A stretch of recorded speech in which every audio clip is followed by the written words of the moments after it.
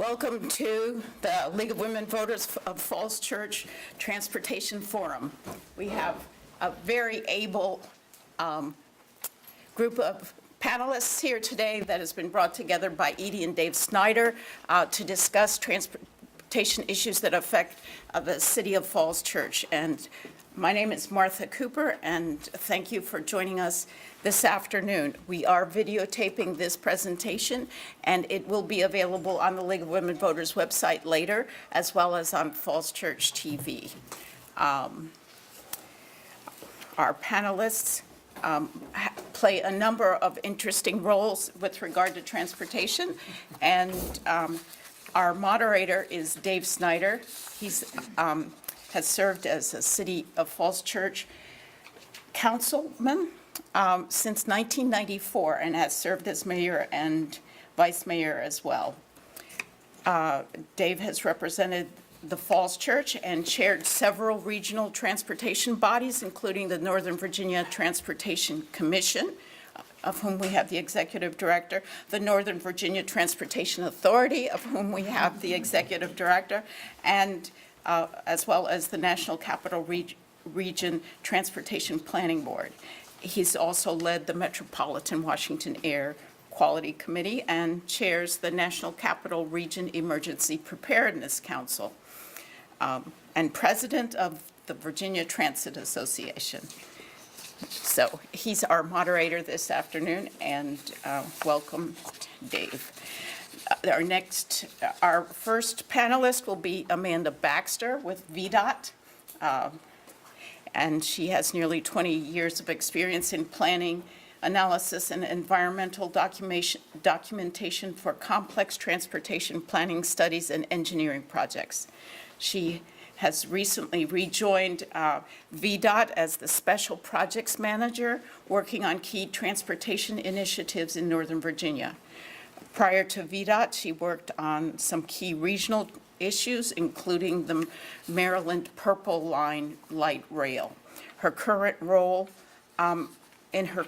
she coordinates and implements special studies for the Secretary of Transportation and VDOT leadership. Ms. Baxter oversees VDOT special projects, which provide transportation facilities that meet or exceed VDOT standards. She is the project manager for the I-66 Inside the Beltway program, which includes implementing peak period managed tolls. She also leads the environmental and traffic studies for the I-395 express lanes and other projects. Ms. Mattice, Kate Mattice, is the executive director of the Northern Virginia Transportation Commission. Appointed in November 2016, she coordinates transit investments across the Northern Virginia area, and she's a voice for public transit in the Northern Virginia area and brings together to plan, coordinate, and secure funding for transit systems that are financially sustainable and high-performing. She manages over $200 million a year in state and federal grants. Attention, there is a Toyota Highlander, so it's with the alarm going off in the parking lot. If you own a Toyota Highlander, your alarm is going off. Thank you.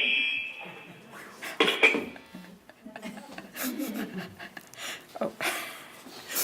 So back to Ms. Mattice. She joined NVTC in 2014 as its Director of Transit Programs and Policy.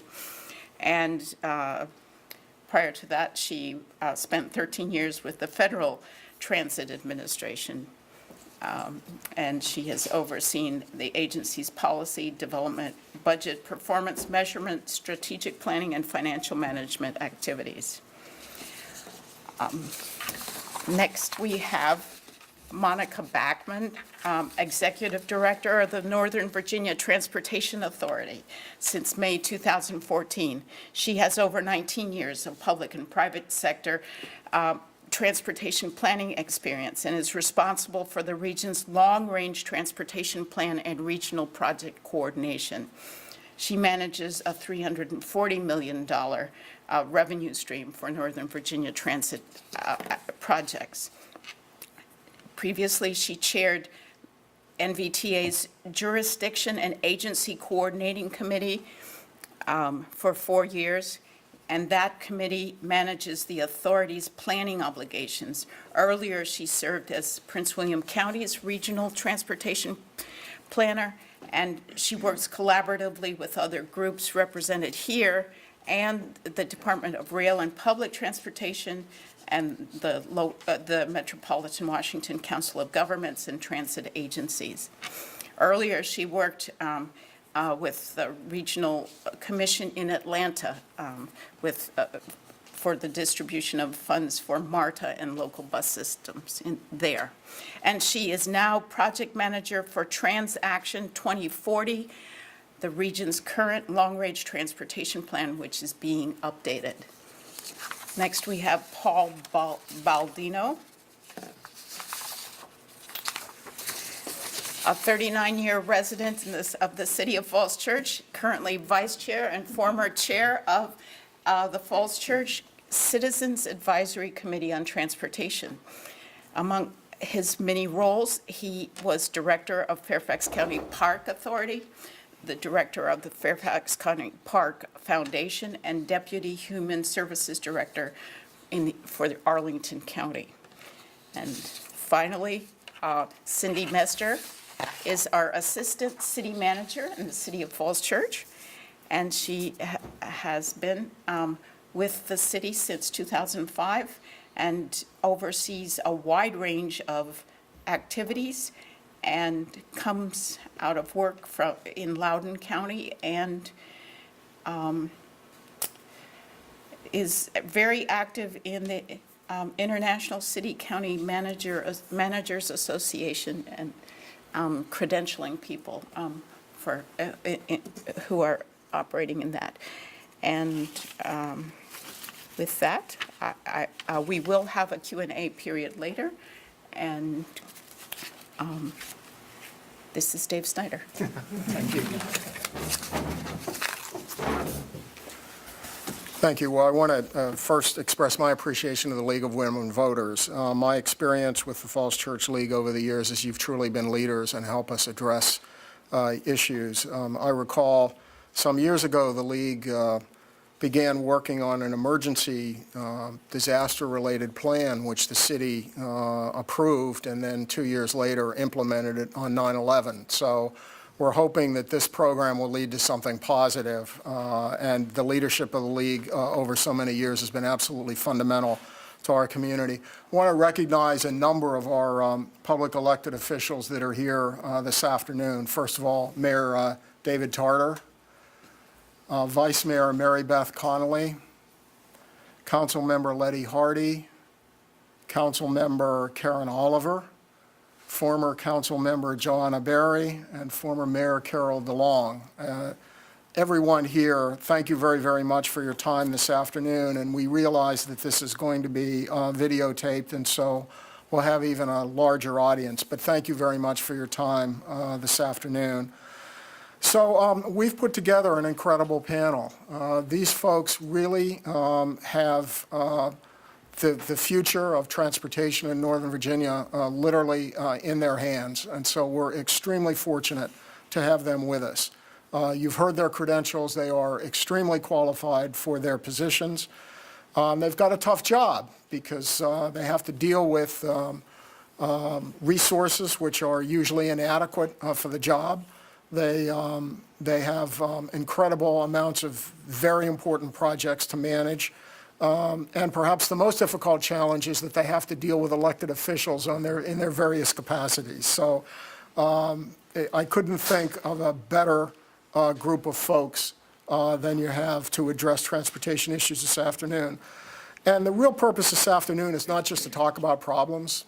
Frequently with transportation discussions in our region, people find new and different ways to define the problems. But I think what you're going to hear this afternoon is each and every one of these people is working on the solutions. And so we're anxious to hear what they have to say. And so, Amanda, you're first up. Thanks much. And I would ask each of the speakers to come to the podium in order to have the best mic pickup for the videotaping. Thank you.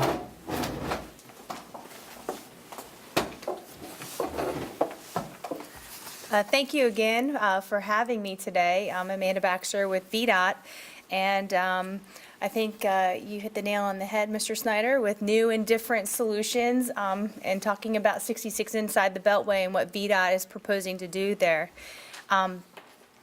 Are you doing the slides for us? If you can go to the first slide, I just wanted to introduce what we're calling the program area map.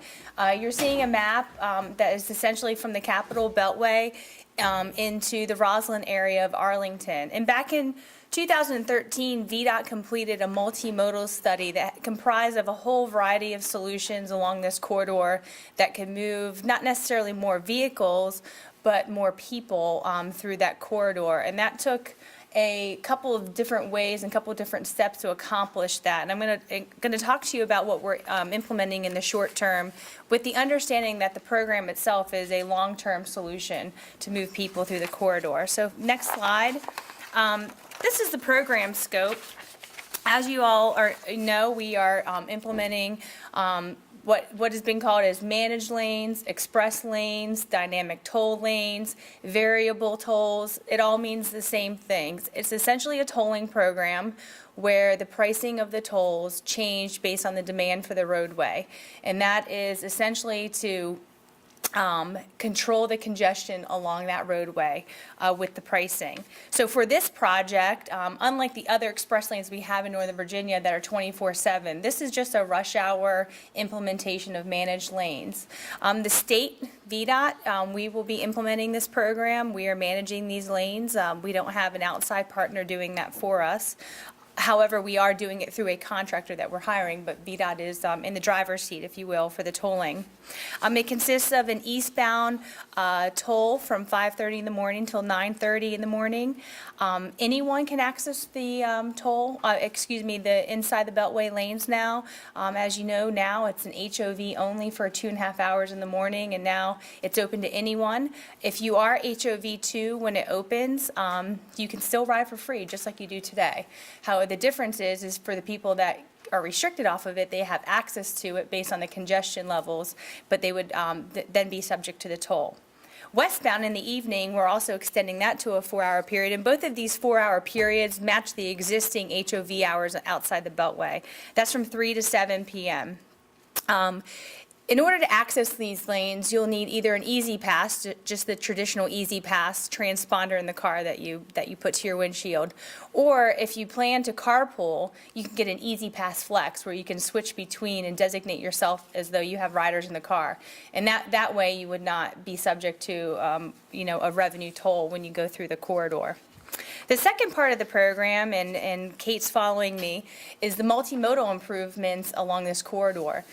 What we're doing is, with the collection of this toll revenue, the first part of it is that VDOT is going to collect the revenue, pay ourselves back for the operations and maintenance of the facility. The remaining net revenue will then be, through a 40-year agreement with the Northern Virginia Transportation Commission, be rolled to them, and the jurisdictions in the area can then compete for that money, similar to the Smart Scale program that you might have heard of with VDOT, where the jurisdictions apply for money based on different parameters.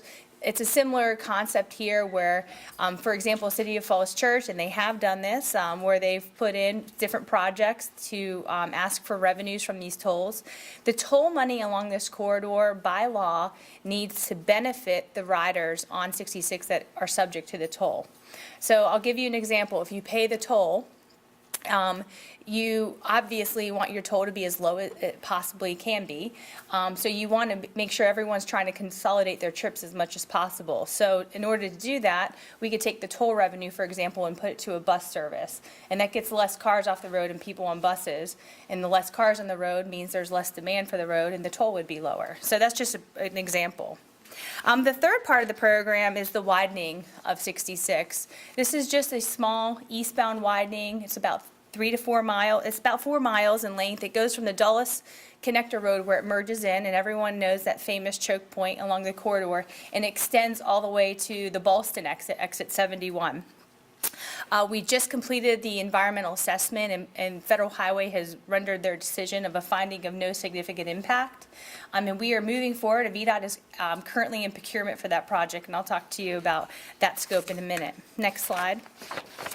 I'm just going to give you a quick update on where we are with the construction. The tolling is the first of the program that's going to be rolled out. It's somewhat being implemented concurrently with the multimodal program because VDOT advanced $10 million to the Northern Virginia Transportation Commission to get them to implement some multimodal projects concurrent with the actual tolling project to just get a jump start on the whole moving more people initiative along this corridor.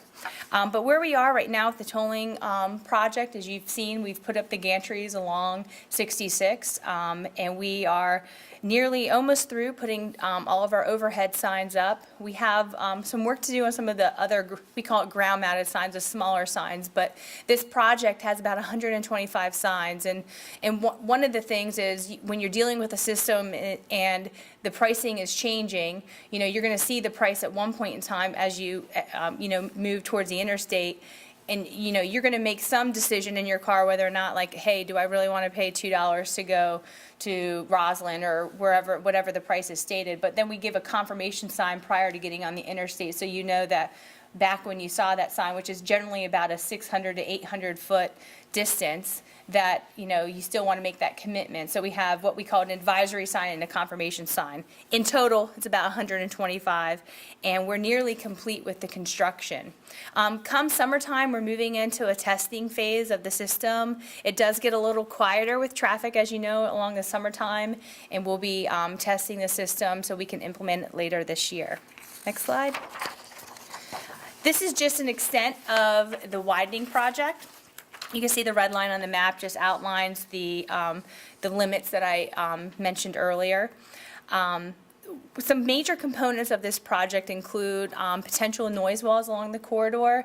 I'm going to break that into two parts here in the next slide about what types of noise walls we're building.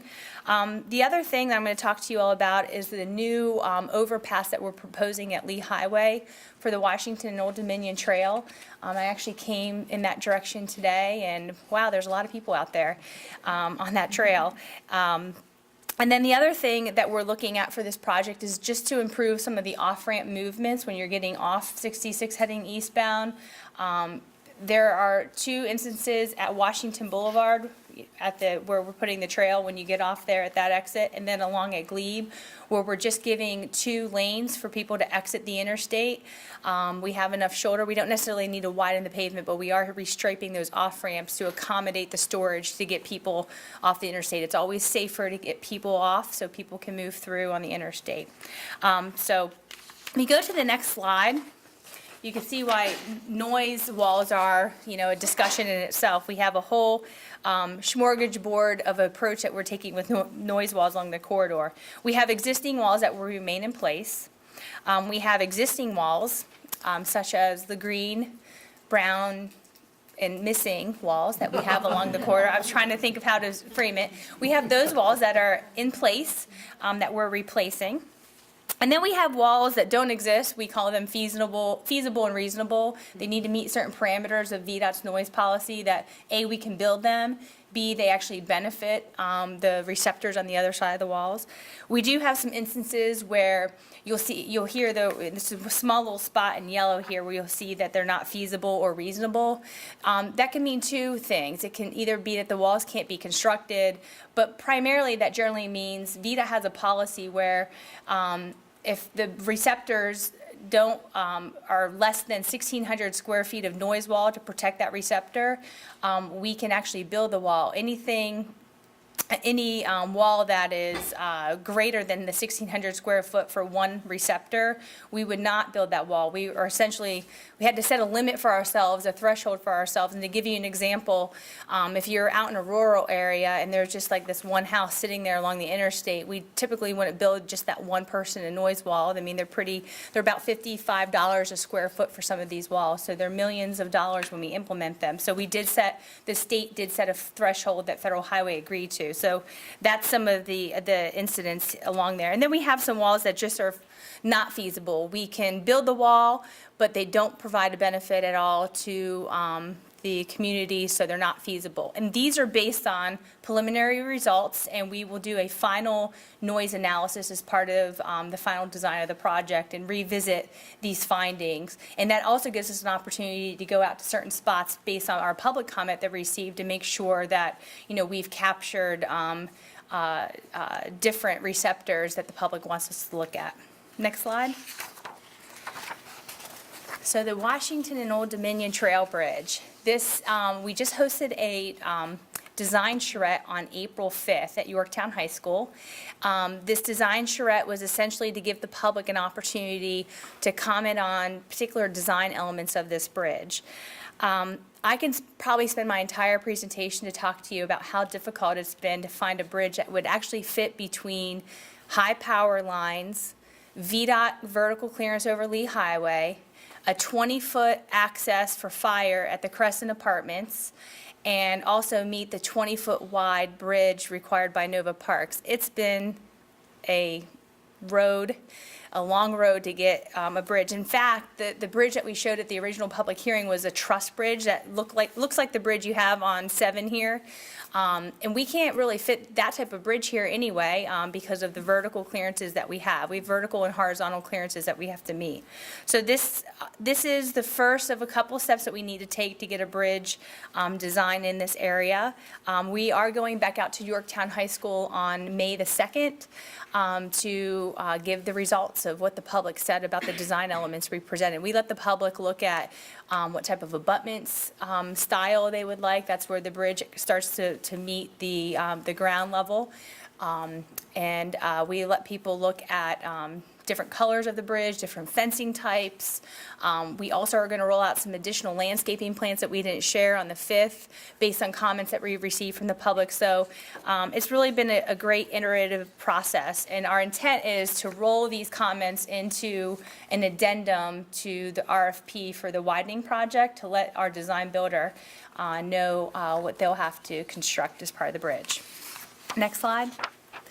So this is something I guess, newish to the public. We didn't really talk about this when we were out in the public the first time for the widening. This was something that trailed on after when we were looking at traffic and different opportunities to provide what we call transportation demand management along the corridor as we construct the widening project.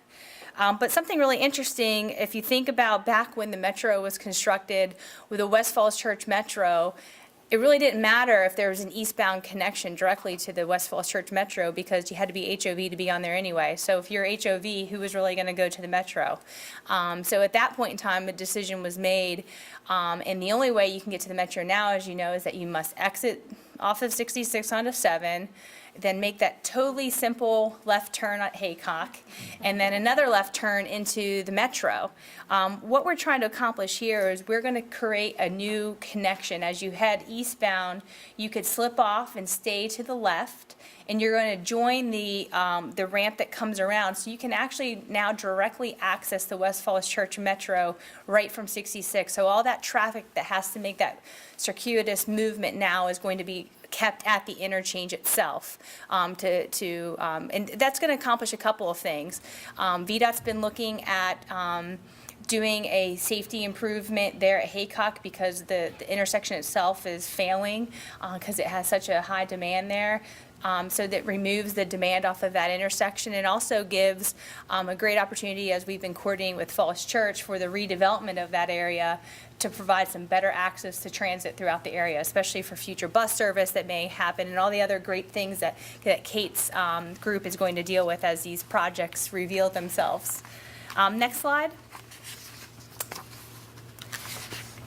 This is just to touch upon the public outreach.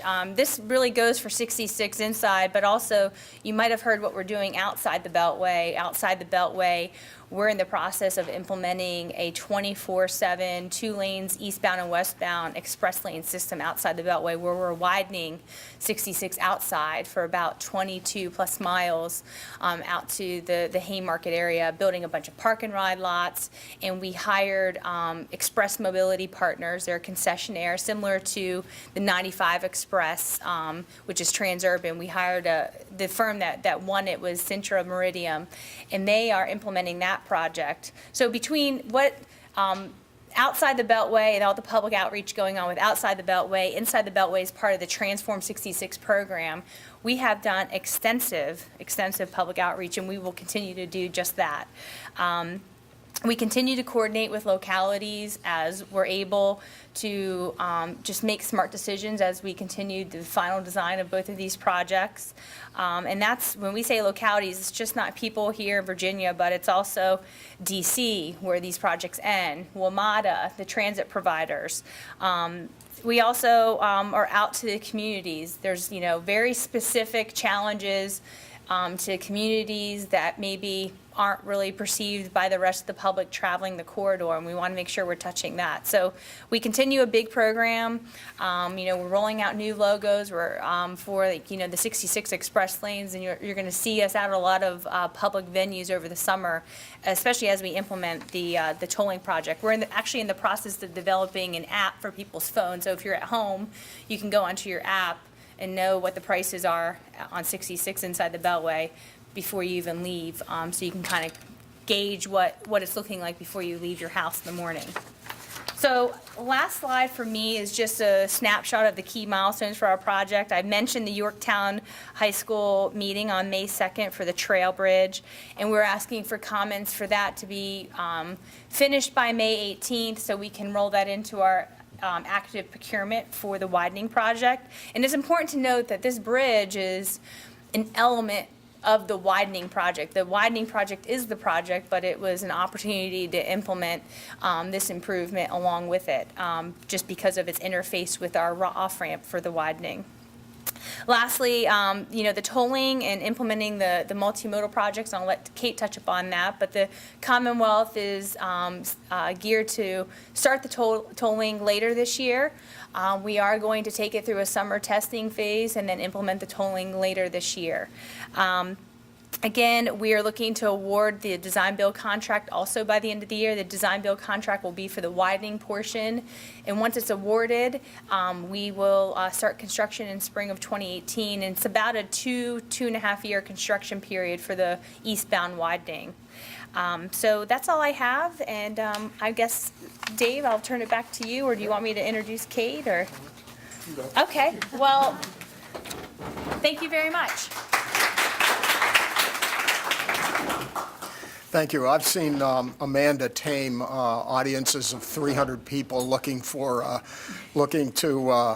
criticize the project. Amanda's just amazing how she's taken this project from the very beginning all the way through. So thank you, Amanda, very much for your work. And she's always been very accessible to all of us here in the City of Falls Church, so it's much appreciated. So next we have Kate Mattice. Kate is the Executive Director for the Northern Virginia Transportation Commission, as was mentioned. The City of Falls Church has been a charter member of NVTC. NVTC has a number of critical roles, and I know she'll talk about some of the specific projects. But among its critical roles, it's the designation of the Metro Board members representing Northern Virginia. It includes legislators, local government officials, and has a lot of direct responsibilities for funding transit, and is also co-manages the Virginia Railway Express. So she has a lot of operational and oversight responsibilities, funding responsibilities, major project oversight. We couldn't be luckier than to have Kate in that role. So Kate, come on up.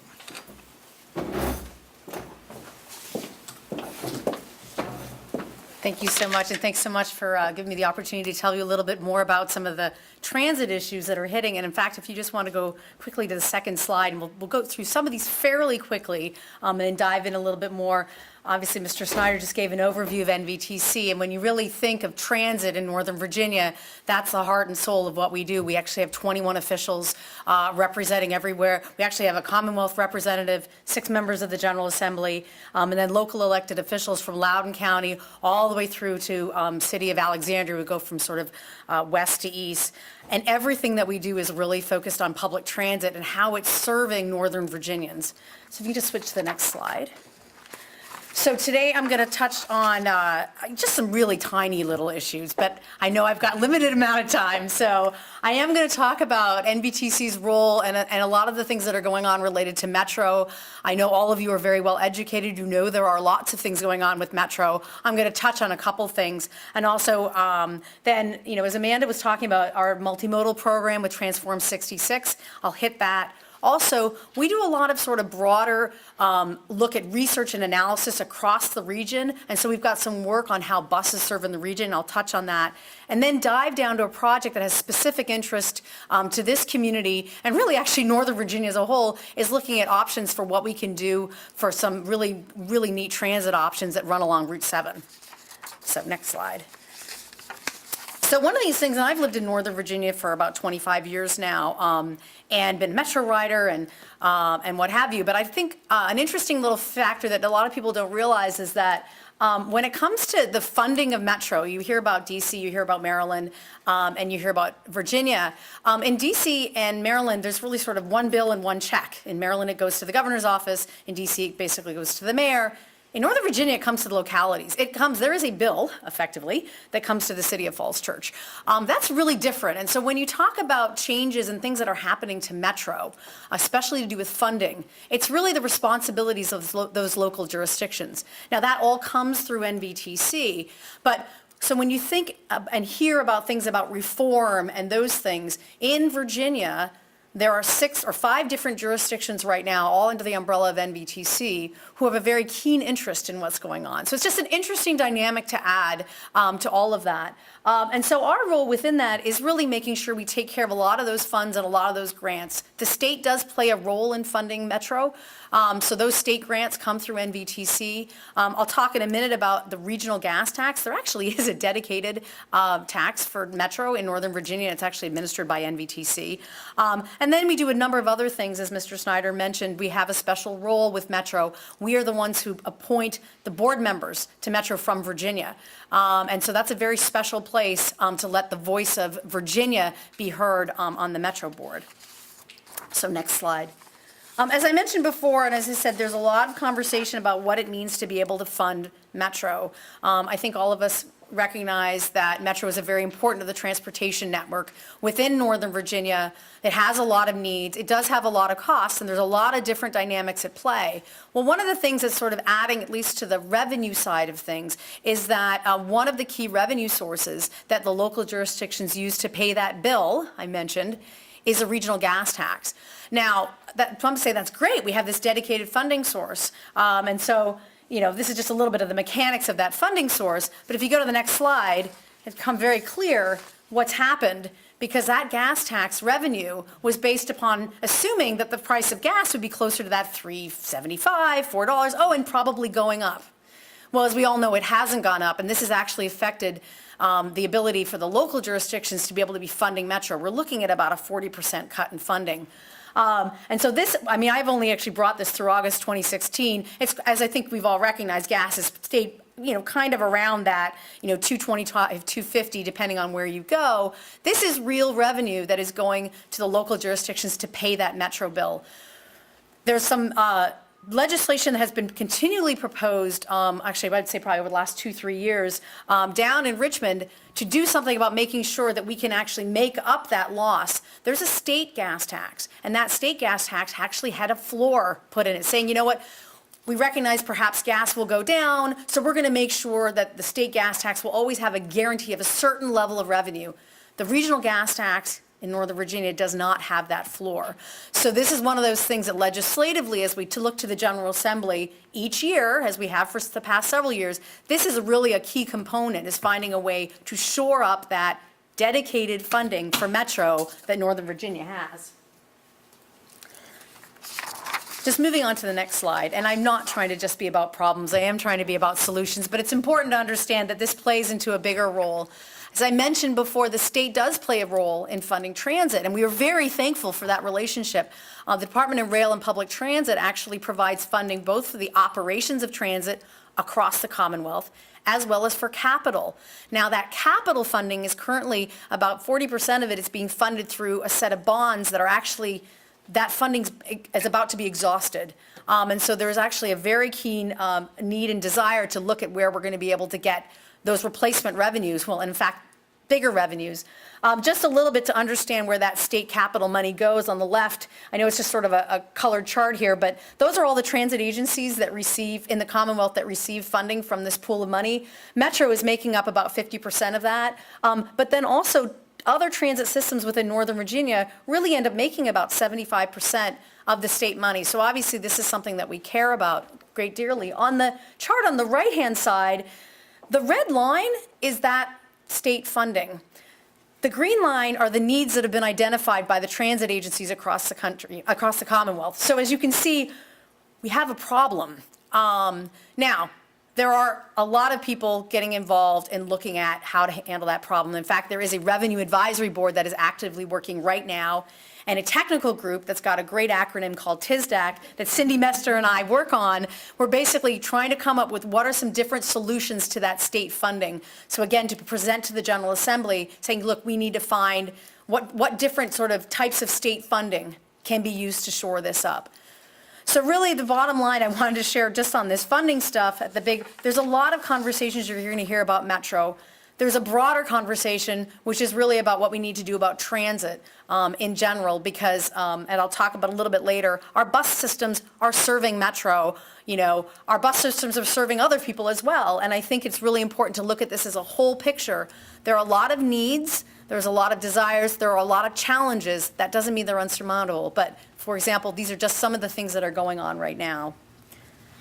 So just switching a little bit to the next slide, which will really dovetailing off of Amanda's presentation, and she and I have been working very hard on this activity for 2 years now, I think, something like that, is this Transform 66 multimodal program. NVTC is delighted to be selected by the Commonwealth to partner on this. And this is actually, I don't know if this is the only place in the country, but it's one of a few number of places in the country where when they're talking about tolling a road, there's a complete connection to using those revenues for transit. VDOT, the Commonwealth as a whole are really doing amazing things to really enhance that connection between, what's happening on a highway world and what's happening on the transit world. So we should be very proud of what's going on with a number of these activities. So this program is a 40-year program that is really meant to complement the tolling of I-66. Again, rush hour inbound in the morning and outbound in the afternoon. So NVTC is responsible for using a part of those toll revenues that are identified. We got an upfront funding of $10 million to basically move more people through transit and other multimodal options. So we were given advance funding and we ran a competition, and that is what we will be doing for the next 40 years, is effectively running a competition for local jurisdictions to apply to get funding for transit, for what they call TDMs, or sort of ride share, carpool, traveler information, bike share. There's trails in there. There's a whole number of things, intelligent transportation solutions, all those different things that can help move more people and complement the tolling that's going on. So this is actually really exciting because we did select our first 10 million. It's actually 10 projects that will be put in place when tolling starts. And in fact, some of them have actually already started. We may have a couple that will start just a little bit in advance of it. And I wanted to highlight for you 3 of the projects that actually have direct relationships to the City of Falls Church. So if you go to the next slide, we can go in there. And all of these things on novatransit.org is our website. And there's a multimodal link right on it, or it's the I-66 multimodal and actually highlights all 10 projects. But just I wanted to share for you here 3 of the projects. Again, these projects competed and they demonstrated moving the most number of people through the corridor. And they had to both go through NVTC as well as down to the Commonwealth Transportation Board, who are a group of officials representing to the entire Commonwealth. So there really truly was a good competition with the best projects coming through. So 2 of them that I want to highlight here are some improving some bus services that are going on. Basically, we're going to be able to use these monies to provide more frequent bus service on some really busy routes. So the ART bus Route 55, which basically is going from East Falls Church Metro all the way into Roslyn, is one of them.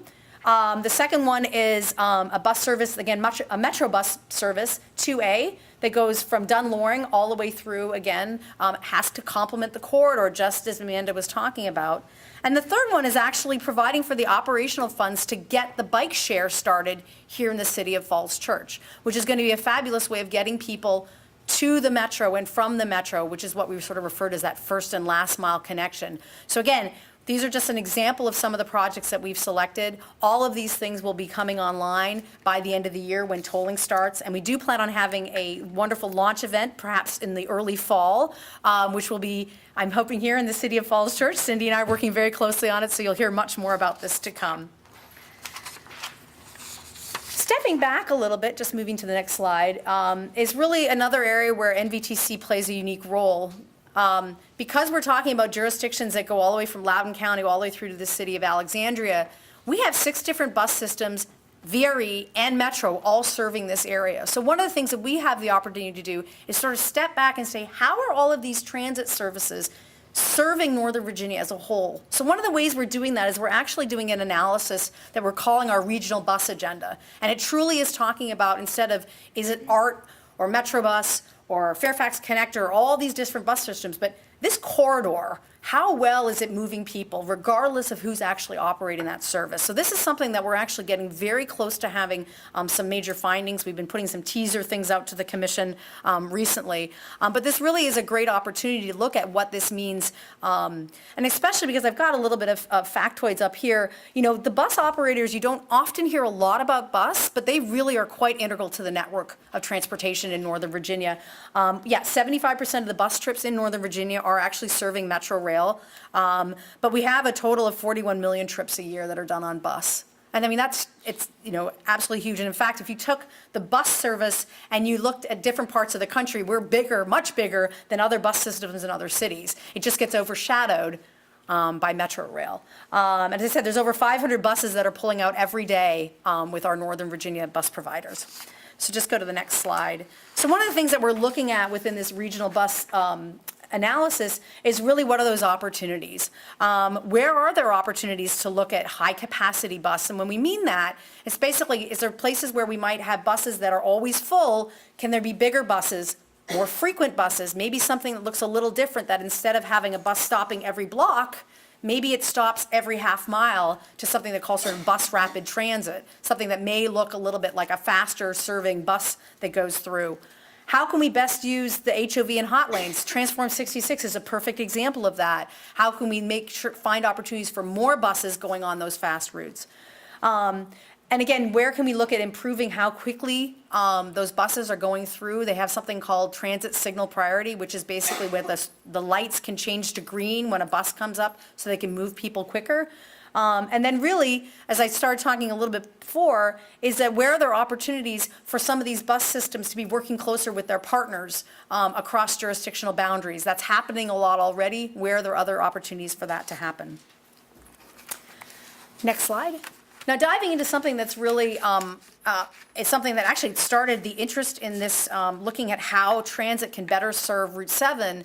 It actually started here in the City of Falls Church. And this is something that NVTC has been working on. We're actually just finished our second phase of this study, is that what does it mean to have sort of a higher capacity, a light rail or a bus rapid transit serving the Route 7 corridor? And so we've done a lot of analysis looking at moving people all the way from Tyson's Corner all the way down to Alexandria. We've had a number of public meetings, and we've come up with a recommended approach to this that would look at really putting what they call bus rapid transit, which is the opportunity where you can, but not always, providing places where perhaps there's dedicated lanes for that bus, or when you go, instead of having to step on the bus and put your change or put your smart card on it, maybe you can do your ticket stuff outside so that everybody just gets on the bus really quickly.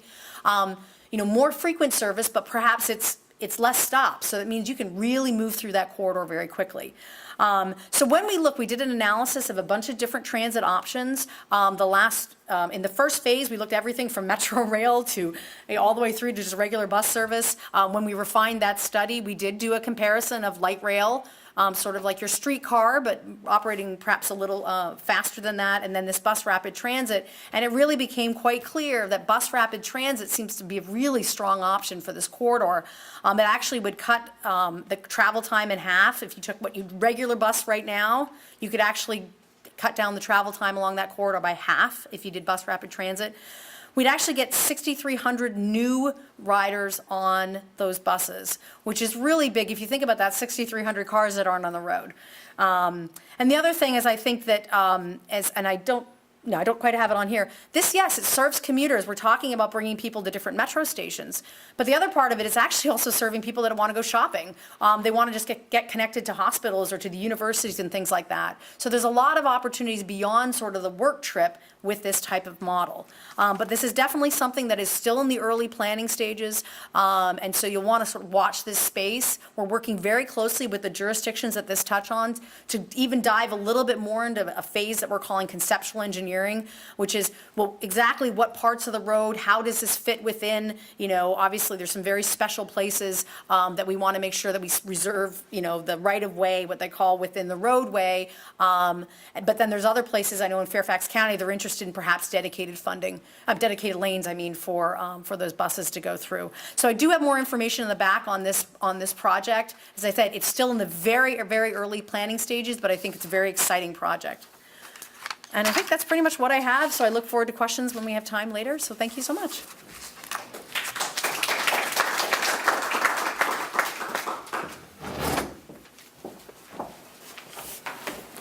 Well, you can tell why we're extremely fortunate to have Kate as the Executive Director of NVTC. Falls Church is one of the charter members of the Metro Compact, has been a member of NVTC since it was created. And you can tell that their responsibilities are very, very broad in the transit area.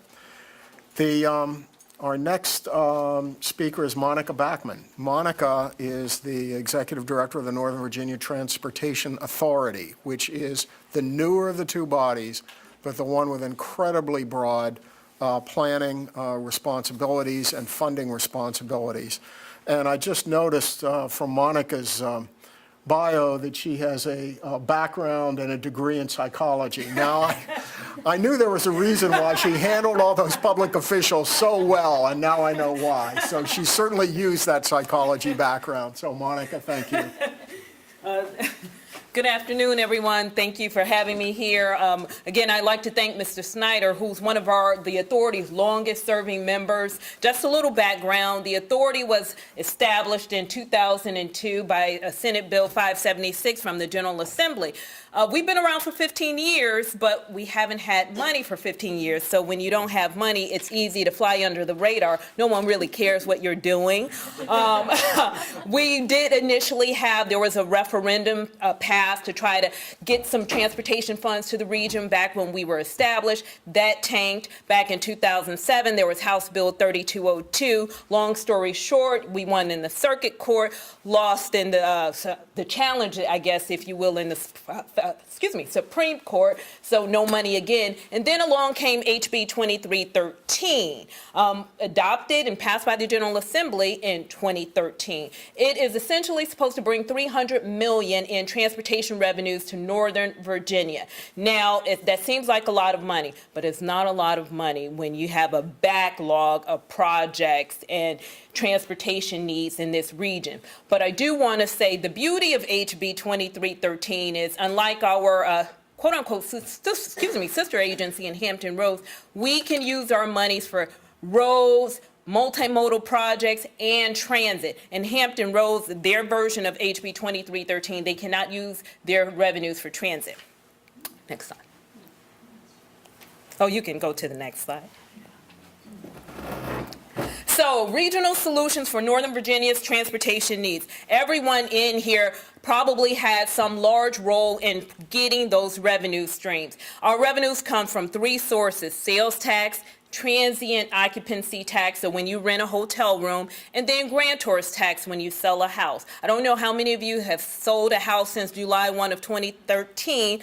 I have, and signing the paperwork, my husband's like, well, what is it? I'm like, stop, sign, keep going, just keep the paperwork flowing. But those are the three revenue sources in which come to the authority to make up 2313. However, as Kate mentioned, gas tax is a huge issue because the authority's revenues is broken into two categories. 70% goes to the authority for regional transportation projects. 30% goes back to the localities in which the taxes and fees are raised. The localities can use that 30% for urban and secondary road construction, new capital investments, projects that are in the authority's long-range transportation plan, and public transportation purposes. People ask, what is public transportation purpose? Public transportation purpose is probably a public transportation purpose. Whatever you can fathom, we try to make sure that it's broad enough so that the localities can have that revenue stream for their own needs without having to meet the regional transportation projects, if you will. Now, there is a threshold for the localities to meet in order for them to be able to utilize their 30%.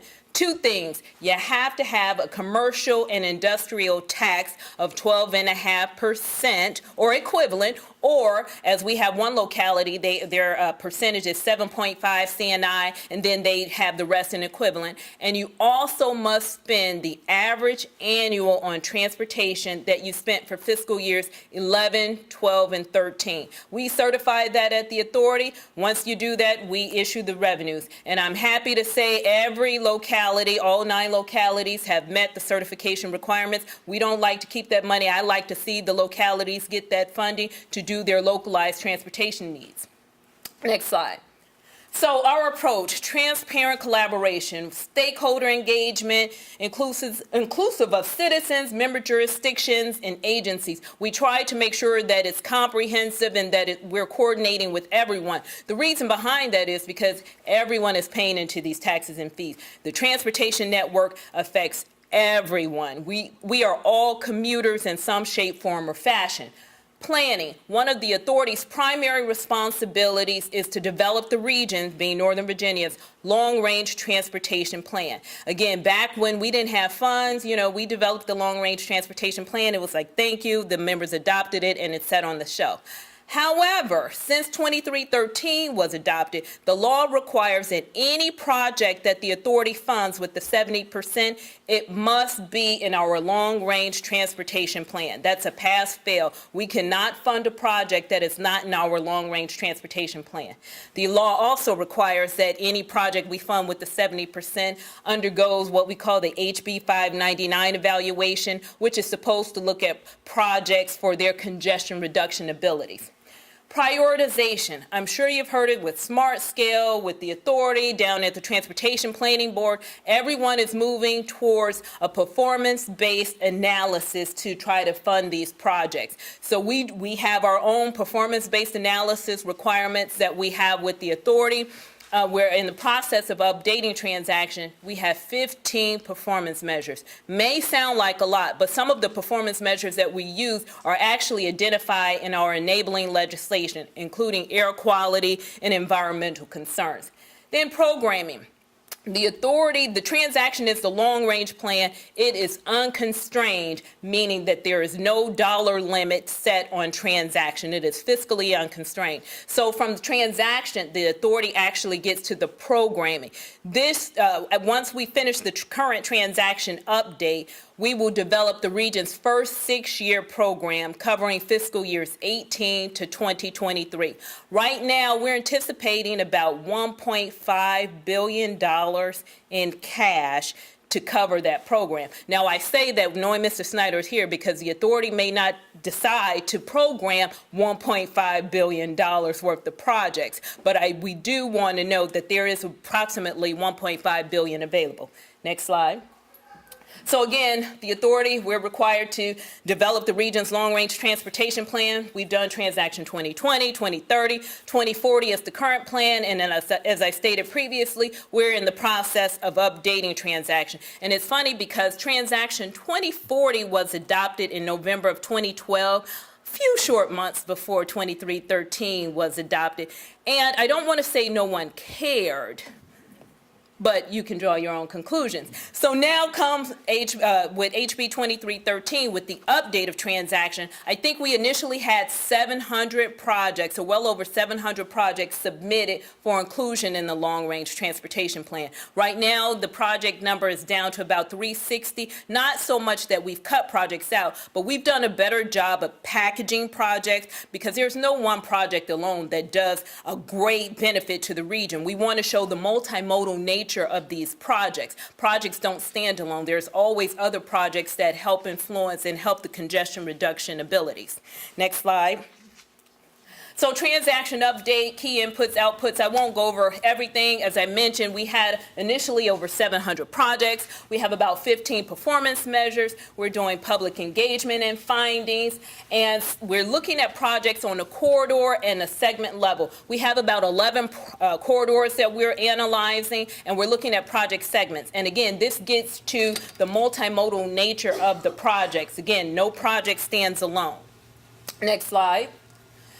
So when transaction is adopted, and according to my schedule for the authority, we will adopt transaction in August of this year. That very night, I am going to ask the authority to issue the call for projects for our 6-year funding program that I spoke to you earlier about, covering fiscal years 18 to 2023. Again, we're going to have public involvement. We're going to ask the localities and agencies to ask them to let us know their priorities, and making sure their priorities is consistent with how some of the projects fared in transaction. Now, what the 6-year program will also do is what we call the congestion reduction relative to cost ratio and methodology. We have to do this. The law requires the authority to give priority to the projects that have the greatest level congestion relative to cost. The key words in that sentence is give priority to. It doesn't mean that the authority has to fund the projects 1 through 10 and how they score. That is very important, because oftentimes, I don't want to say who, but people tend to forget there is a segment in HB 2313 that requires that every locality over time gets its fair share or proportional share of the revenues that they generate. That's something that I monitor closely, but again, over time. So again, the authority does not have to say, hey, here are the top scoring projects, and they fund them accordingly. But we do need to document how we've given priority to some of those projects. We can have a project, the American Legion Bridge, well, we cannot solely fund that project because it requires what the law calls as our extraterritorial partners, which would be DC and Maryland. Currently, we're funding 8-car traction power upgrades for WMATA. And again, the authority comes to the table with Northern Virginia's share, but we do need to document that DC and Maryland also has their share as well. Next slide. So again, adoption of transaction in the fall of 2017. We're going to do our 6-year program. We're anticipating $1.5 billion to cover that 6-year program. And we're also looking at a biannual update of the 6-year program. Why a biannual update? To be honest, because the Commonwealth is looking at a biannual update of their 6-year program. And we want to provide some synchronization to the Commonwealth 6-year program and the Authority 6-year program. We want to see Northern Virginia maximize all of the potential resources that can come to the region. Next slide. So NVTA revenues. The authority, NVTA revenues received to date, we're looking at $639 million and 70%, and $273 million and 30%. That's a lot of money. That is a lot of money. Again, when 2313 was adopted, we were expected to receive roughly $300 million annually. We've been trending a little higher. The region is doing well, so we've been trending a little higher. The authority also has programming autonomy of 2 federal funding sources. One we call CMAQ, which is Congestion Mitigation and Air Quality Improvement Funds, and that's about $40 million annual average. And then Federal Regional Surface Transportation Program funds, which is about $45 million on average. Next slide. So this is just, and I know you probably can't see it well, but that's okay because I have in the back copies of the 2016 annual report. But to date, the authority has had 3 funding programs: our FY14 program, the FY 2015-16 program, and the FY 2017 program. To date, we funded 79 projects totaling $990 million. Next slide. So investment in Falls Church. In our FY 2014 program, the City of Falls Church submitted 3 projects and were awarded all 3. And I think one of them we've actually closed out. It's off the books. It's well underway. In FY 2015-16, the city did not submit, but that's okay. We have a lot of people, a lot of localities, I should say, that didn't submit because, again, transaction was evolving at that particular time. And then the FY17 program, the city did request the bike share connections for their connection to the orange and silver lines, and we actually funded that out of the federal program that I spoke to you about on the previous slide, Regional Surface Transportation Program. Next slide. Investments in Falls Church, again, the local distribution of the 30% funds that's come to Falls Church. Since FY14, it's about $2.9 million has been transferred to the city for public transportation purposes.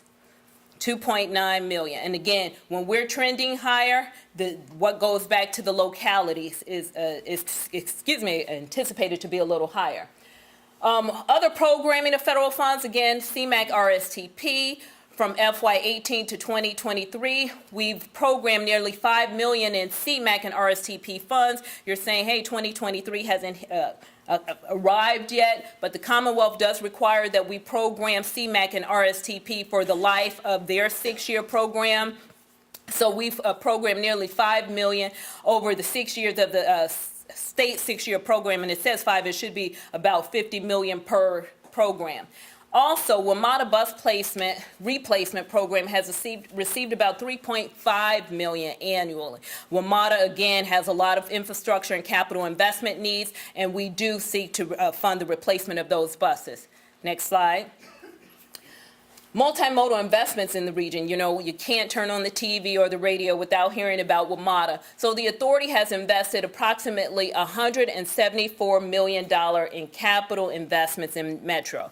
What that means is 2 new Metro stations, that's the Innovation and the Potomac Yard Station, Metro traction power upgrades for the orange and blue lines, the Boston Station second entrance, there have been buses and so forth. We've actually funded the NVTC Route 7 Transit Alternatives Analysis Study that Kate mentioned earlier, and hopefully we're looking at taking their preferred alternative that the Commission adopted. We have that in our current transaction update that we're evaluating, and hopefully we can seek to fund the actual implementation of that. We funded 8 VRE infrastructure expansions, 34 new bus purchases for all of the transit system throughout the region, new bus garage facilities, park and ride, Crystal City Multimodal Center. So we're trying to make sure that not only are we funding these multimodal projects, but they're geographically located as well. Next slide. You can, it's a kind of click, click, click. Good, yeah. So we did a lot of public outreach. When we started the kickoff of the transaction update, we did a benchmark survey to try to find out what citizens thought of transportation in our region and if they knew anything about NVTA and our role in addressing that. Again, some of it we already knew. Citizens thought transportation sucks in our region. They said, you know, we need to do much more than we were doing. A few months ago, we did a follow-up survey. There were some more specific types of projects that citizens said that they would like to see. All of the projects, and you can click 2 more times, I think, gets to expanding high-capacity transit, metro expansions, reducing congestion on some of our regional corridors. Next slide. So how to get involved. You can contact us on our website, thenovaauthority.org. We also have a website specifically for the Long Range Transportation Plan update, which is nvtatransaction.org. Engage with your local governor, local governments, including Mr. Snyder here. He's a very active member of the authority. And you can join our mailing list, contact us. We are very responsive. Thank you.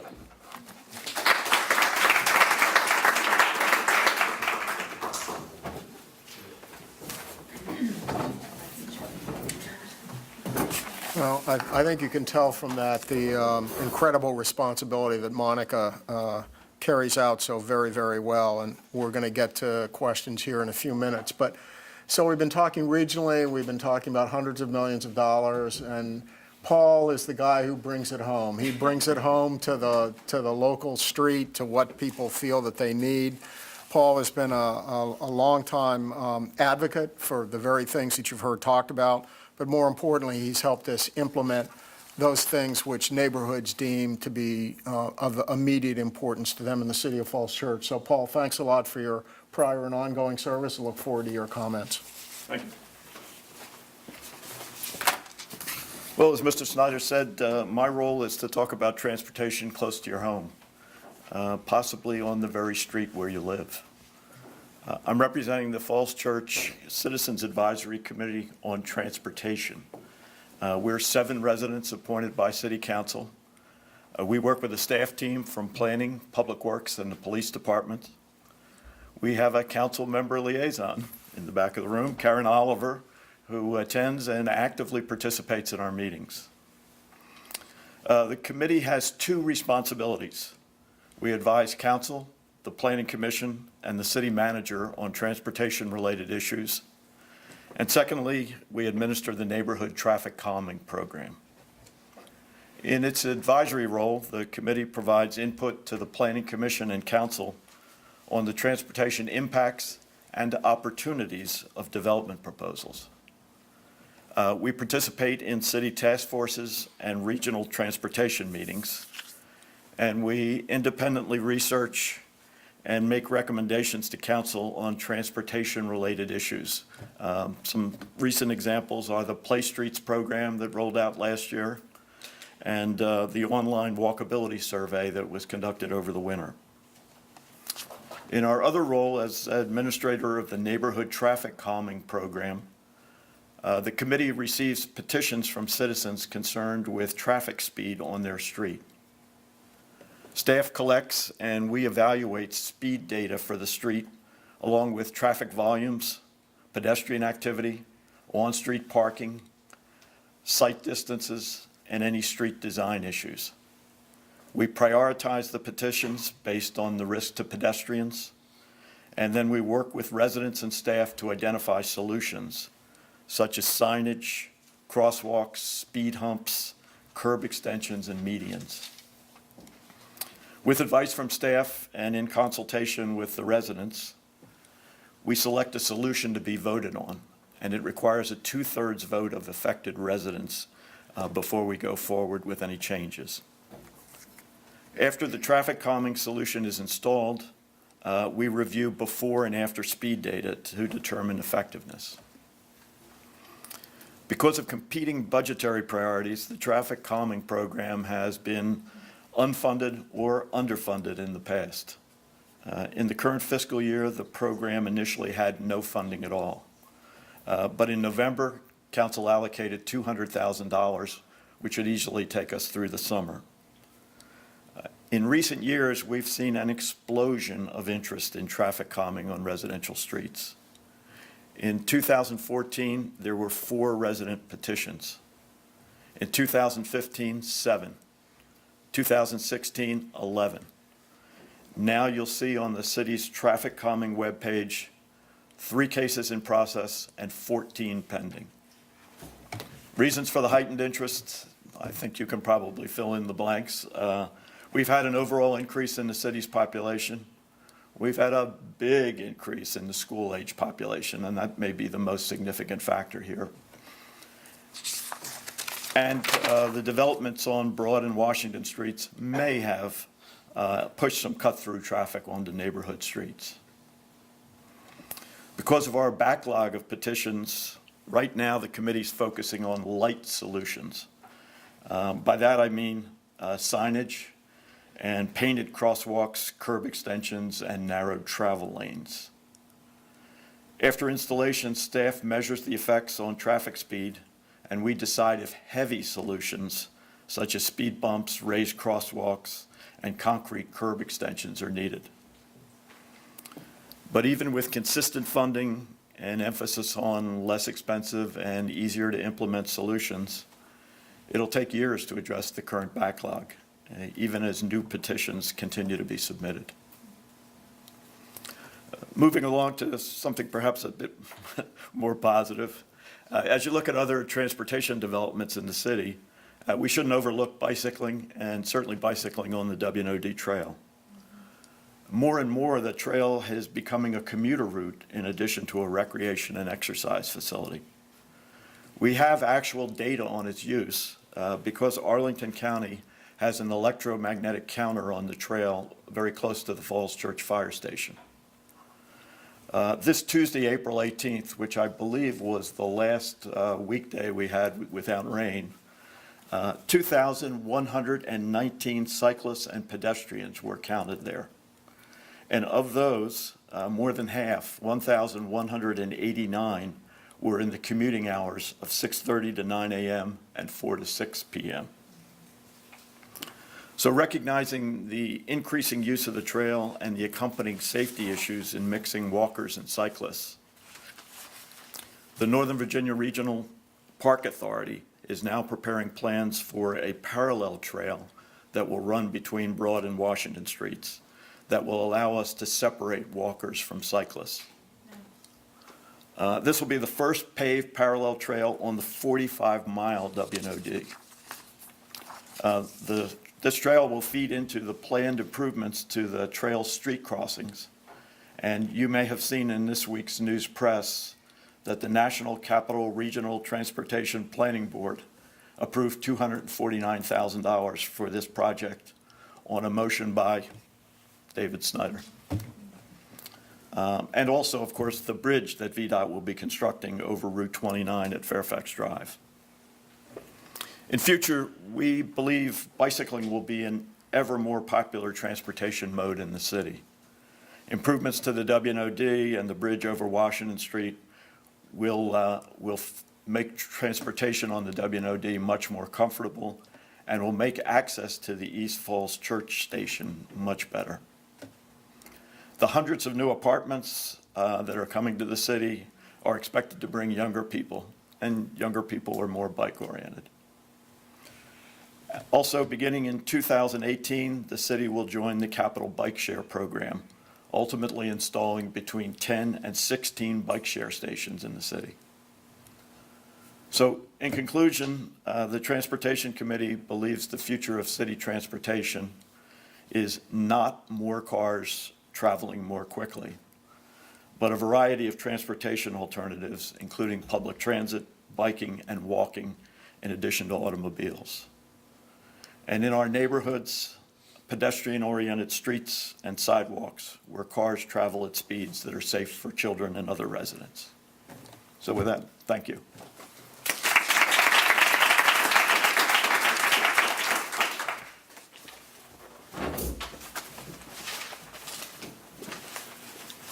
Paul, thank you very much. He and the other members of CACT, Karen Oliver, literally spend hundreds of hours a year in working through these various neighborhood relating traffic calming issues. And I pledge to you, Paul, that the funding issue is not dead in terms of supporting further supporting the neighborhood traffic calming program.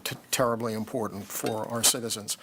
Finally, Cindy Messer, our deputy manager, she's going to tie it all together and resolve it all. So, you know, you've been listening to all this great stuff.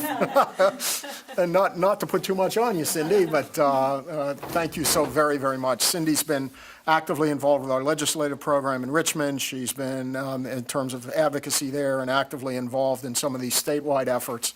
And I think she's going to relate a lot of the regional things to what we're doing right here in the city of Falls Church from a staff standpoint. So, Cindy, thank you. Thank you, Mr. Snyder.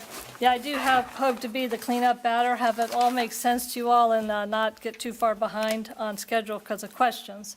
Do you have my PowerPoint? I think as we start talking, you'll find out that really the City of Falls Church, we're in a key position to be very active from a policy basis, to influence things at the regional and local level and state, and then also to take the resources you all have heard about from the plans that have been adopted and implement here locally.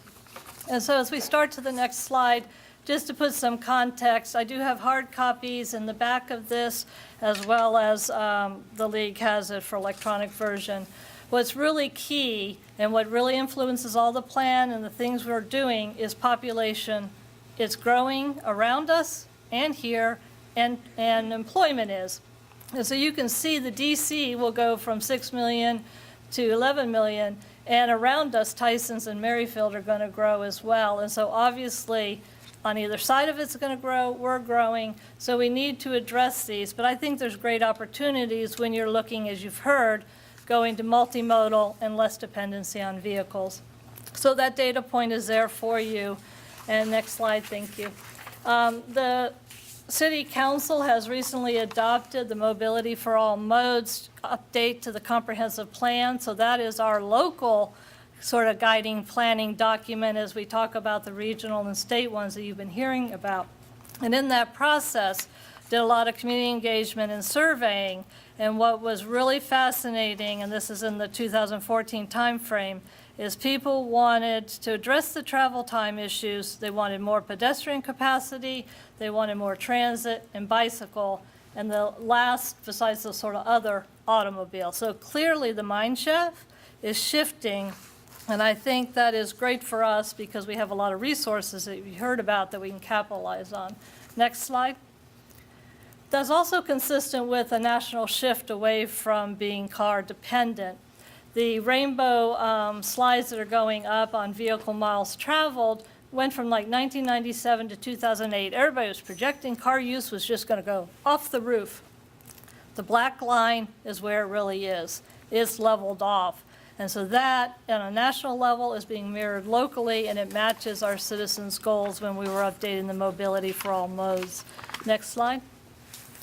And so what we want to do is avoid the picture on the left, which is nothing but gridlock of cars, and get down to where we have nice pedestrian walkability, nice bright green bike racks on the corner of Washington and Broad, and to start meeting our increased travel demand, which we saw on the slide about population enrollment is going to happen. But let's not meet it with cars and crowded roads, but let's look at other non-automobile modes. And so that's a direct quote out of the Mobility for All modes. And when you go to the next slide, please, that's the actual adopted vision that was adopted by council after a lot of community input, including the CACT that Paul is representing and our planning commission, for examples. But we want safe movement of people and goods within and through the city. And so they're looking at that holistic, which ties back to the regional nature and even the state, when we're looking at things like inside I-66 and how it impacts our city. We want to be sensitive to the environment and equitable access for all our residents, workers, and visitors. Next slide, please. So how do you get there?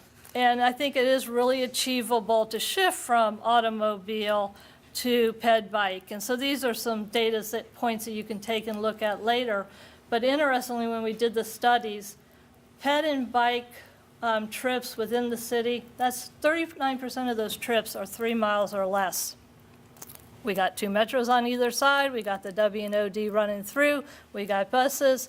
So what can we do to capitalize on those short trips? And so we've been looking at that with projects I'll comment on, and also investing in transit. And the next slide, please. This I just wanted to put up to kind of close the loop with what we were hearing before. The City of Falls Church goals and what's adopted in the Mobility for All modes comprehensive plan, our local plan, aligns with the state's VTrans needs assessment. And within those, they're talking about bike and pedestrian and activity centers. Activity centers are designated areas based on employment and livability, and the City of Falls Church is an activity center.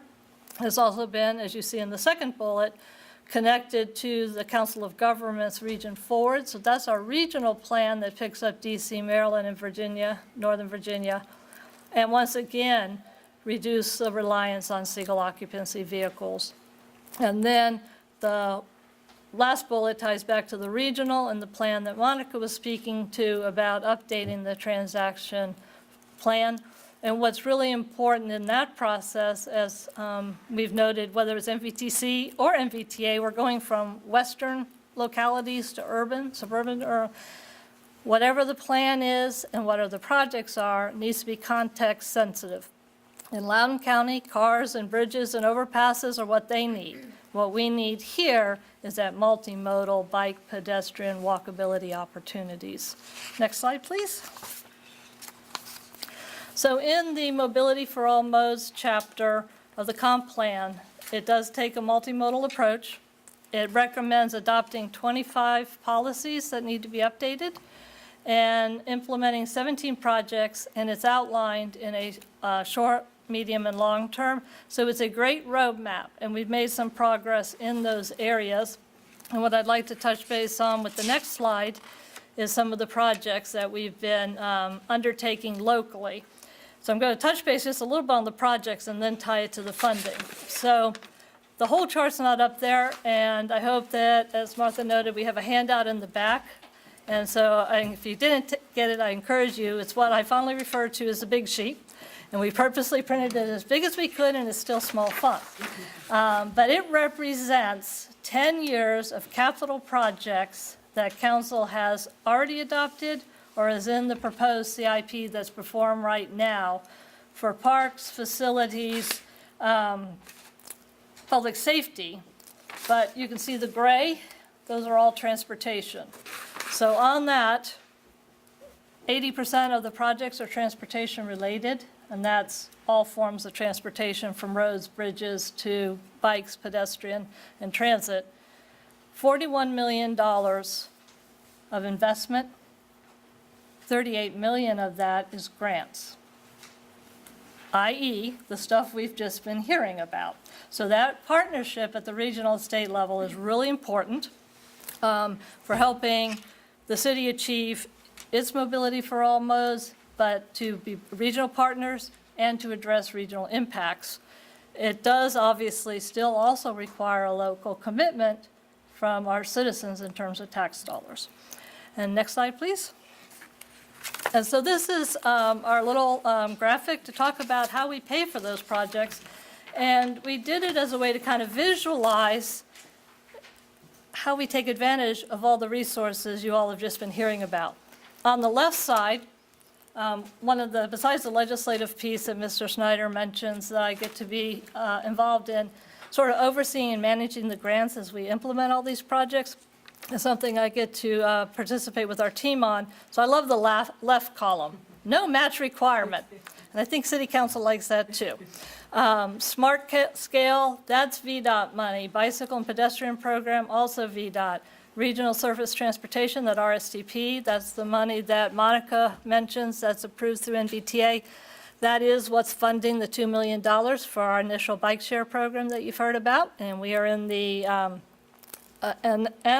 analytical side right now, identifying locations for the stations, and there's a website page for that, and we're doing surveys and getting out in the street and analyzing where's the best place to connect those bike share so that we can connect to Fairfax, Arlington, Alexandria, and our 2 metro stations.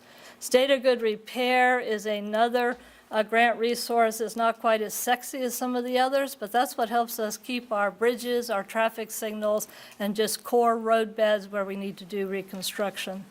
And last but not least is the I-66 toll revenue that both Amanda and Kate spoke to.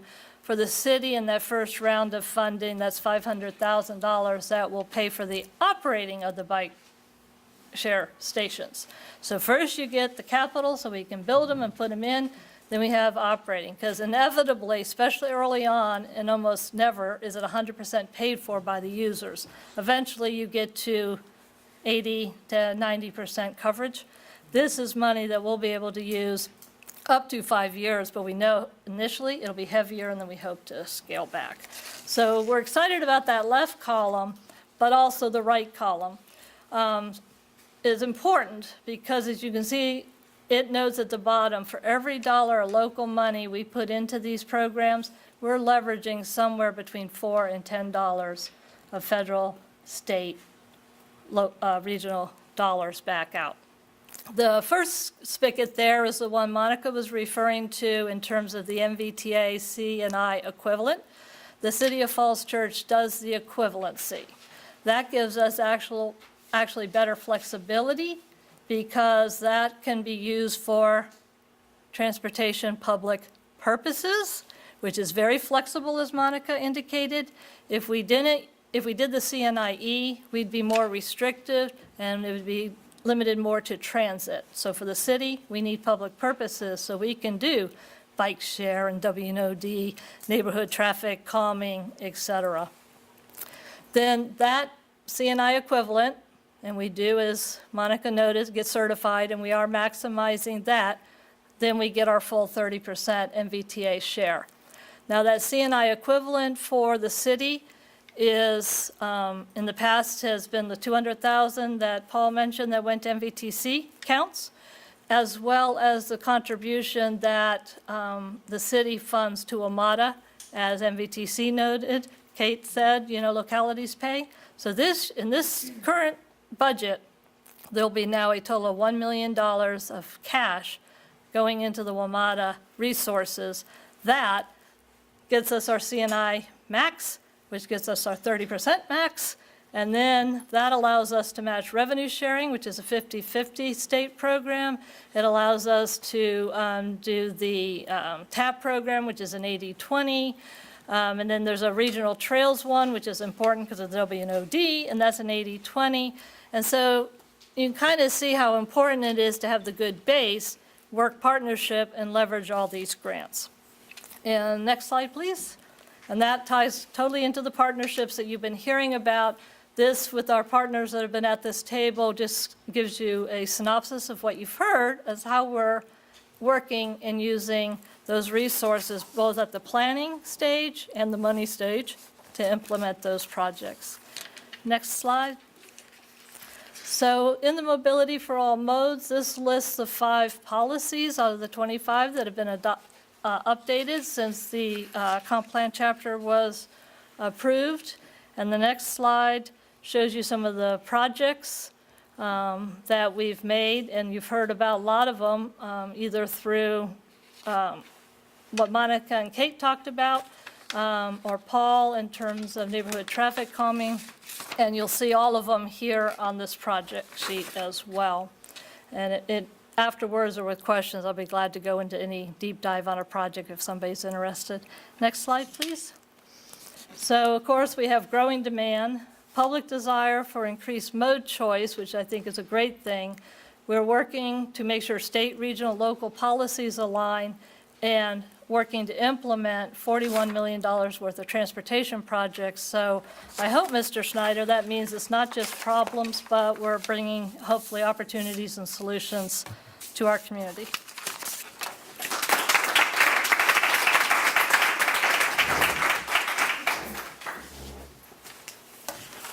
Cindy, thanks very much. Well, you've heard just an awesome group of transportation professionals address you today. I'm just going to ask one question to get things started. Metro Rail,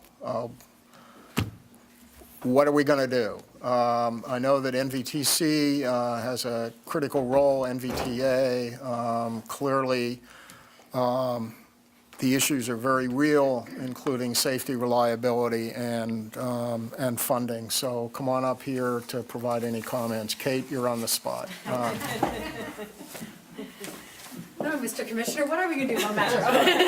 Anyway, no, in fact, I mean, as everybody, whether experiences or reading in the press, obviously, I think we're at a point at which there's a lot of discussion about what to do with Metro. And one of the things that the Commission is, because of its special relationship both with the funding as well as within governance, we actually are right at the table, in fact, working with the Commonwealth on identifying there's 2 pieces to it. One is opportunities for reform within Metro, as well as identifying opportunities for funding. NVTC has actually always been an advocate for identifying sustainable funding for Metro. That's something that's been probably since day one. But now we very much understand is we do need to make the case and make it very effectively to those who can provide funds, whether it be down in Richmond or also within Congress, that we have something that's worthy of funding. So that's something that we are rolling up our sleeves and diving right into. We actually have one of the committees of NVTC is focused specifically on this. Mr. Snyder is a part of that committee, but we're working very closely. In reading the press, the former Secretary of Transportation for the U.S. government, Ray LaHood, is leading up an effort, and we are at the table at that effort, which I think is really important because Northern Virginia has our riders, the businesses and the people who are basically paying a lot of that bill. It's really important that we're part of those conversations. But it does very much go in then also to the funding conversation, and that's another part. I think there's a lot of activity right now to talk about, well, how can we fix this really important asset that all of us have put into it, and then how can we find ongoing funding. So that's something that the commission is working on like right now, sort of watch this space. It's going to be a very active year, and I think it's also fair to say it's not just this year. This is something that's going to take a while, so we're definitely looking forward to having multiple years to really make this work and make it work right. So. Thanks, Kate. I do feel better. Thank you. Monica, did you want to make any comments? And I'll invite anyone else on Metro. Sure, I'd like to add that the authority, we're closely following a lot of the work that will be outcoming of NVTC, the Metro Safety Commission, the commission that's being led by former Secretary, as Kate mentioned, Ray LaHood, because we have limitations when it comes to the funding of the authority. The authority cannot fund operations, and the authority cannot fund maintenance. And every dollar we invest in capital, we know that there are operational and maintenance needs. However, we can't fund them out of the 70%. Localities can fund them out of the 30%, but no, I don't think they ever envisioned having to make their Metro contributions out of the 30%. This money was for their own localized projects. So it has become I don't want to call it a burden, but it has required a shell game, if you will, in trying to get some of their own other projects advanced, because you have to have their Metro share. So again, we are hoping that, something comes out of the next session that will contribute a dedicated funding revenues to Metro as well. Monica, thank you very much. Cindy, any comments? I know Metro in this year's budget is, why don't you tell us what the hit on our budget is this year from relating to Metro? Yeah, for this year, we're about $400,000 increase to the FY18 proposed city manager budget, which council will schedule to take action on tomorrow evening. That's about a penny on the tax rate. Last year, it was about $560,000. So in the 2 years, that's the $1 million I was referring to earlier. And so that is a significant local impact. I think there's value to this community for having transit and solving it regionally, but we also need to make sure the city's getting its benefits. We need to look at reliability and operation and governance. And so while NVTC and NVTA are looking at it, we got to remember we're part of them. As Mr. Snyder said, we are members of both of those organizations, so we need to be actively involved.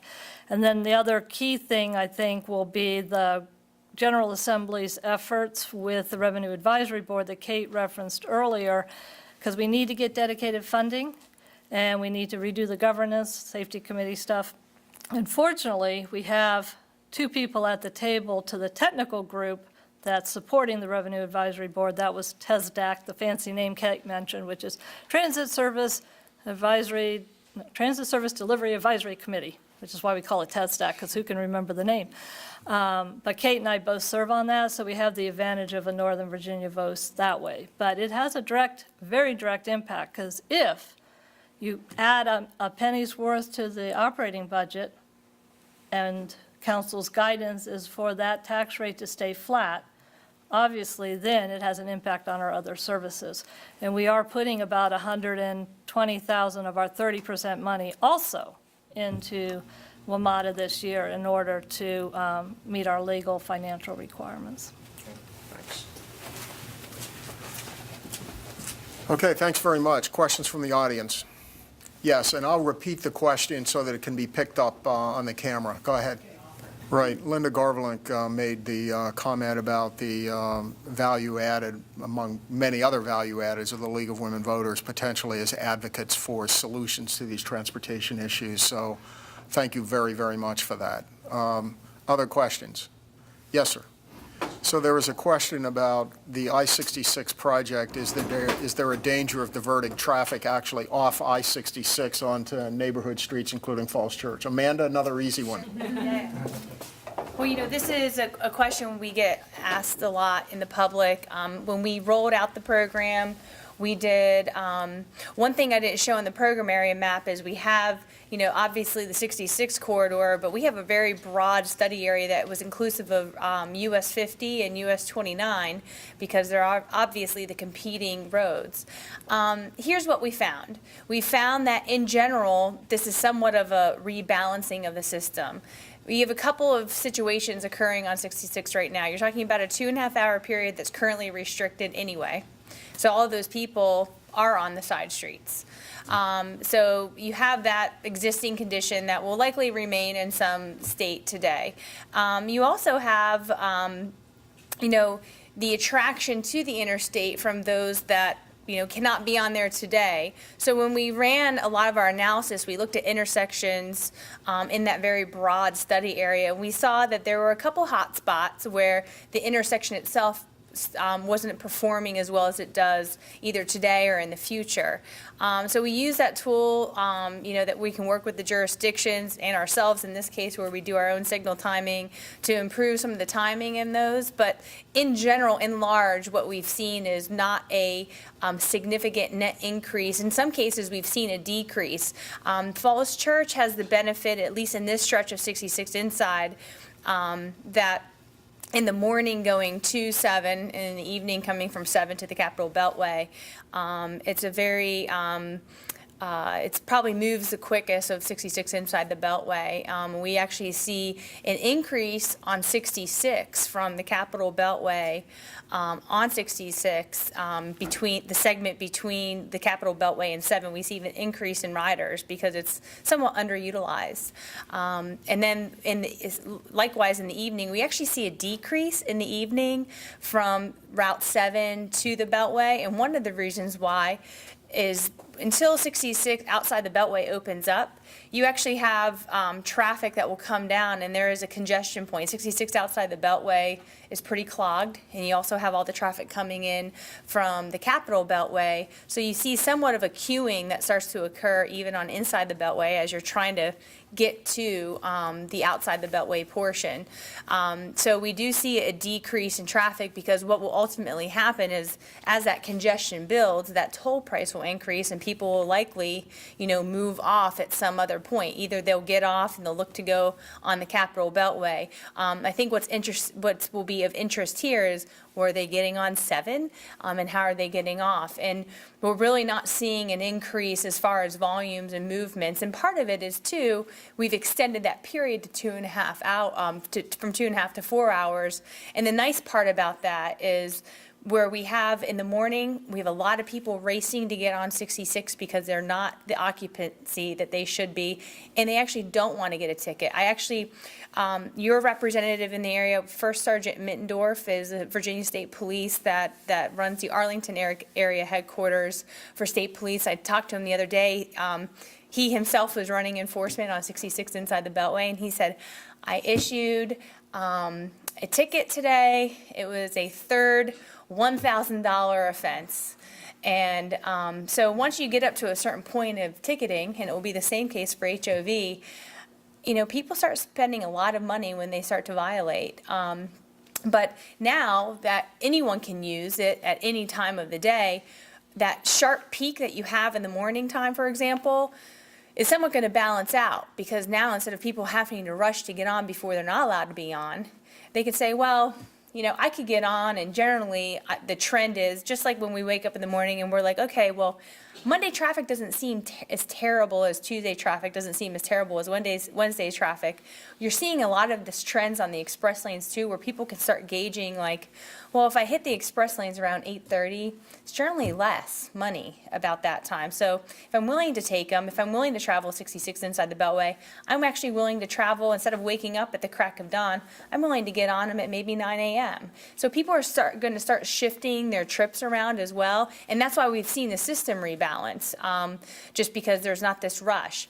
And then the other point I'll leave you all with is just a phenomena that happens when you put a restriction on an interstate, especially with the demand 66 has, is you wake up, that demand peaks, and then this traffic jam essentially starts. And the system itself has a hard time recovering from that. Once it's degraded, and that happens in 66 inside around 6:30 in the morning, it's hammered, and then it's already a mess. So even if you had the benefit of being HOV, you're losing value because all these other people that were rushing to get on just kind of created a really bad traffic condition that the system itself just takes time to recover from. So the extension of the hours, as well as the kind of open to all use of 66, should rebalance that system a lot nicer.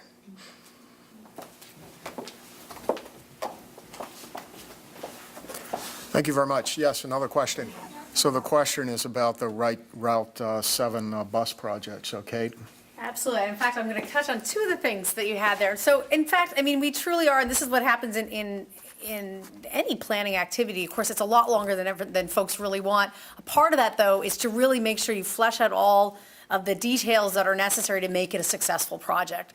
And so that's one of the key things. In fact, as Monica was talking about the availability of funds of the authority, going back and remembering on her presentation saying, and there's a lot of criteria, so it has to be a really good project. We actually feel this actually looks like it's going to be a pretty good project, but there's a bunch of things that have to get put into place for any project. This is involving roadway, involving buying buses, looking to make sure there's operational costs.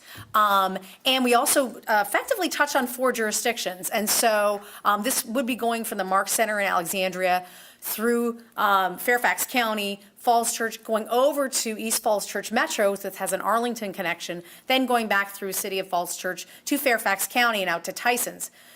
The wonderful thing is it's actually a great regional story, but there are a lot of things that need to go together to make that happen. Part of that is really moving forward to make sure all the due diligence is done so that when applying for funding, and there are a couple different pots of money, the authority is a very attractive pot of money, but it's also potentially could be leveraging some federal money, assuming those programs still continue to exist. Both of those involve criteria, so we want to do the right thing. But the other thing, I think, to give some promise, it's really going to need to be one of the jurisdictions. It's not going to be NVTC. It's going to be one of the jurisdictions that effectively becomes the sponsor, the champion, the engineer, and what have you. And so we're still working with those 4 jurisdictions as to who would take that lead, and so that they have the technical capacity to handle, which is a pretty big and important project. So in the meantime, knowing that that might be a couple years away, we're doing a bit of homework, and that homework actually relates to things just as you talked about with 7 Corners. There's a lot of development, there's a lot of land use changes, there's a lot of things that are happening everywhere from Tyson's all the way down to the Mark Center. And so we're making sure that this project doesn't just sit on a shelf and then all of a sudden we have to update a whole bunch of things several years from now. So we're actually working very closely with those jurisdictions as they look at land use that affects Route 7. What does that mean for the project? But yes, there are some big hurdles, but there's obviously some big champions for this project, and that's a really big part. It's political champions for a project makes a huge difference, especially when you have a project that has wonderful data. You put those 2 together and it's a really good story. So definitely watch the space. It fared very well, or is faring, I hope, very well in the transaction. Having it sitting in that plan means it has the opportunity to be getting funded in the future. So we're just kind of keeping it move forward. There is one other thing I wanted to mention when you're talking about how those bus stops aren't aligned and things like that. Our regional bus effort NVTC will never say to an individual jurisdiction, you guys need to move your bus stop or your bus line here. That's not something that we do. What we do, though, is uncover the data where those things aren't happening, and we actually bring around the table, at a minimum on a monthly basis, the WMATA bus planners with ART, with Arlington, with Alexandria, with Falls Church. They're actually all sitting in a room together, and we're doing a lot of stuff to better coordinate those things so things like that don't happen. Thank you, Kate. I did want to make sure you hit the regional bus. And that also ties into what we've done with our bus shelters. We got 70% NVTA money for the bus shelters that you see going up. So we've been working with WMATA where they are and the businesses trying to relocate them and align them nicely and make them ADA accessible. The 3T, which is the bus line that you mentioned that was eliminated, one of the things that we've been working on, that had a very low ridership, and it was predominantly funded by Fairfax County because of where it started, but they didn't have a lot of riders, so when there was budget cuts, that's where it went, and it was about $650,000 a year, which wasn't something that the city could pick up, but staff and our elected officials have been working closely with WMATA and the regional piece to see what other solutions can there be, because you shouldn't need to get from the western end of the city to East Falls Church and change the bus and transfer at Broad and Washington. And as Mr. Snyder regularly says, we need reliability, so you know what time they're arriving, and it's frequent enough that you'll use the bus. So that's part of the regional piece that we're working on, where we may not be able to fund an immediate solution. Don't let it fall off the radar screen as we try to improve the overall network. Any other questions from the audience? Well, I want to recognize a couple of people that arrived during the course of our meeting, our city manager Wyatt Shields and former city council member and school board member Kieran Sharp. So I want to thank everybody here. I want to thank especially this group of experts. We could not be served better than by the people that you see in front of you. So let's have a real round of applause.